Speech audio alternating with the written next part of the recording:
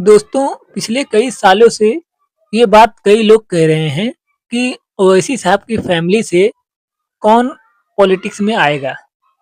तो ओवैसी साहब की फैमिली से ओवैसी साहब के जो बेटे हैं, वो काफ़ी जो है छोटे हैं, 15-15 साल के करीब उनकी एज है।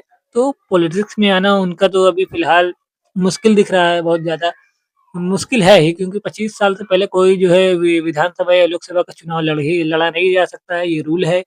और वहीं पर अगर बात कर लें अकबरुद्दीन ओवैसी साहब के बेटे की, उनका नाम नूरुद्दीन ओवैसी है। वो जो है लगभग 27-28 साल के हैं शायद। तो वो 2023 के अंदर चंद्रयान गुट्टा से, जहाँ से अकबरुद्दीन ओवैसी साहब जो है 5वीं बार विधायक बन चुके हैं, वहाँ से ही उन्होंने भी नॉमिनेशन अपना जमा किया था। क्योंकि ये लग रहा था कि हो सकता है कि अकबरुद्दीन ओवैसी साहब का जो है नामांकन रद्द हो जाएगा, तो जो है नूरुद्दीन ओवैसी जो है लड़ लेंगे चंद्रयान गुट्टा से विधानसभा चुनाव। लेकिन ऐसा नहीं हुआ, जब अकबरुद्दीन ओवैसी साहब ही लड़े, उनका जो नॉमिनेशन स पास हो गया और वही वही इलेक्शन लड़े और जीते भी। तो इस वजह से वो जो है चंद्रयान गुट्टा से 2023 के विधानसभा चुनाव में तेलंगाना के, उन्होंने भी अपना नामांकन जो है जमा किया था। लेकिन अब ये सवाल उठ रहा है कि अब अकबरुद्दीन ओवैसी साहब के बेटे नूरुद्दीन ओवैसी जो है कब इलेक्शन लड़ेंगे?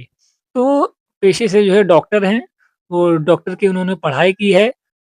हैदराबाद के अंदर एमआईएम तब से ही 7 विधानसभा सीट जीत रही है, जब तेलंगाना राज्य अस्तित्व में भी नहीं आया था, तब से ही एमआईएम हैदराबाद में 7 विधानसभा सीट जीत रही है। उसके बाद 2014 के अंदर तेलंगाना राज्य जो है एक भारत का नया राज्य बना और अस्तित्व में आया। उसे जो है आंध्र प्रदेश से अलग करके एक नया राज्य बनाया गया, तेलंगाना राज्य। वहाँ पे पहली बार विधानसभा चुनाव 2014 के अंदर हुए, उसमें एमआईएम ने 7 विधानसभा सीट जीती। उसके बाद दूसरी बार 2018 के अंदर विधानसभा चुनाव हुए, वहाँ पर भी एमआईएम 7 विधानसभा सीट जीती।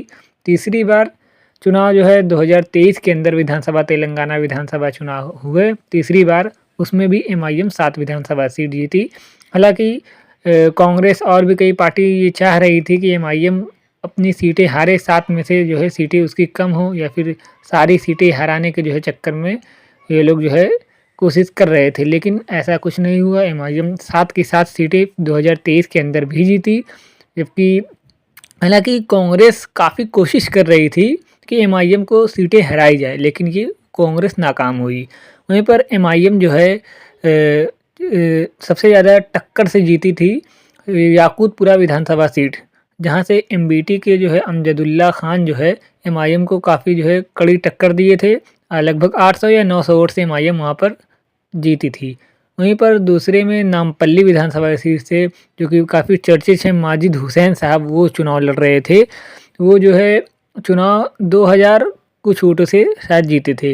वहाँ पर भी टक्कर थी कांग्रेस के कैंडिडेट फिरोज़ खान और एमआईएम के माजिद हुसैन साहब के बीच में। वहाँ पर भी एमआईएम 2000 के लगभग वोटों से जीती थी और याकूतपुरा में 800-900 वोटों से करीब जीती थी। तो ये जो सीटें टक्कर की थी, बाकी सीटों पर एमआईएम जो है 5 सीटों पर काफ़ी ज़्यादा अंतर से जीती थी। सबसे ज़्यादा अकबरुद्दीन ओवैसी साहब सबसे ज़्यादा अंतर से जीते थे। वो उनको 99,000 के लगभग वोट मिले थे और वो लगभग 80,000 के वोटों से अंतर से जीते थे।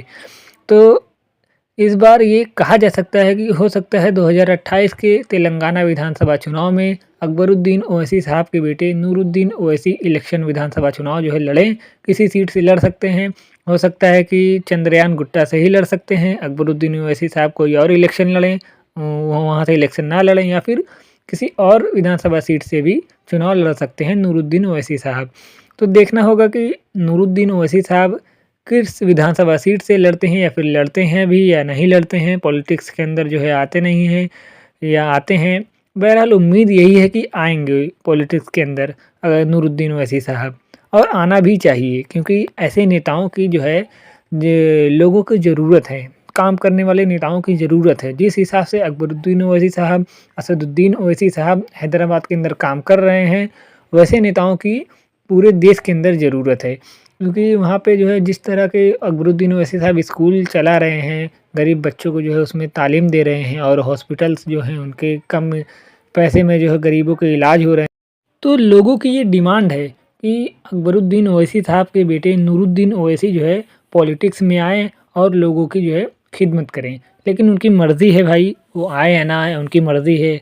उनको जो है कुछ कहा थोड़ी जा सकता है कि आप नहीं आइए ही आइए, लेकिन एक लोगों की डिमांड है कि वो आएँ। अगर वो आएँगे तो काफ़ी ज़्यादा जो है लोकप्रियता जो है बटोर सकते हैं।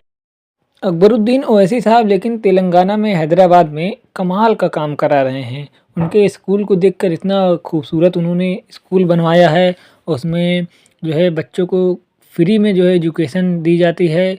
काफ़ी ज़्यादा स्टूडेंट्स को मदद मिलती है, उनके परिवार को मदद मिलती है और कई हॉस्पिटल्स भी हैं जहाँ पे कम पैसे में बताया जाता है कि इलाज होता है गरीबों का। तो बहरहाल मिला-जुला कर देखें तो हो सकता है कि 2028 तेलंगाना विधानसभा चुनाव में नूरुद्दीन ओवैसी इलेक्शन लड़ें। तो देखना बहुत ही दिलचस्प होगा कि क्या 2028 तेलंगाना विधानसभा चुनाव में नूरुद्दीन ओवैसी साहब इलेक्शन लड़ते हैं, जो कि अकबरुद्दीन ओवैसी साहब के बेटे हैं, या फिर नहीं लड़ते हैं, ये तो वक्त ही बताएगा। वीडियो को लाइक करें, चैनल को सब्सक्राइब करें, बेल आइकन ज़रूर दबाएं ताकि आने वाली हमारी हर वीडियो आप तक सबसे पहले पहुंच सके।